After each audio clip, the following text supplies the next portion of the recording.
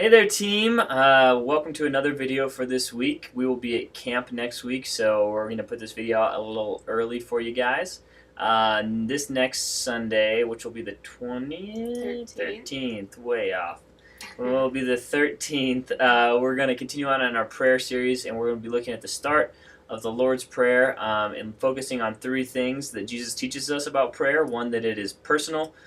Two, that it is simple, and three, that it should be full of praise. So those three things are what we're going to be concentrating on this week. Yes.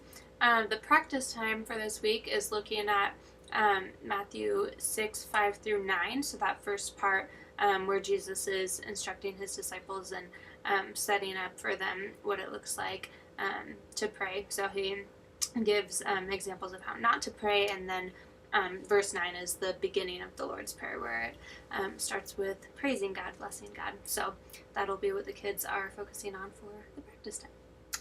Absolutely. If you guys this week could be praying for us while we're at camp, that would be wonderful. Camp is an amazing experience for these kids and an awesome time for them to encounter God. So just pray that they do, that they see God and that they understand more about Him or understand Him for the first time. So yeah, be praying for us this week. Small group tip for the week. As you guys read through the passage together, go slow and explain difficult words to the kids. The version that we'll be using from the stage for the Lord's Prayer is a very simplified English translation, and so when you guys are looking up the same passage in the NIV or NLT or whatever your kids are using, it'll probably be a little bit more difficult to understand than the one that we'll be using in our teaching. So if you can go slow and explain big words like hallowed, that would be really great.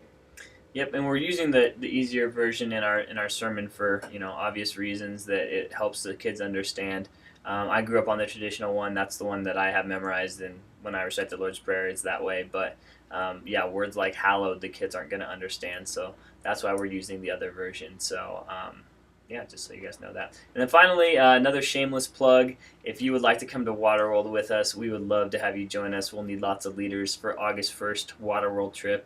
I'll be from 9 to 7. So if you're interested, shoot us an email, come tell us in person. We'd love to get you signed up to help out for that. So, and it's free! Yeah, who doesn't want to go to Waterworld for free? You'd be crazy not to come join 200 crazy kids at Waterworld. It'll be fun. All right, have a great week. We'll see you guys.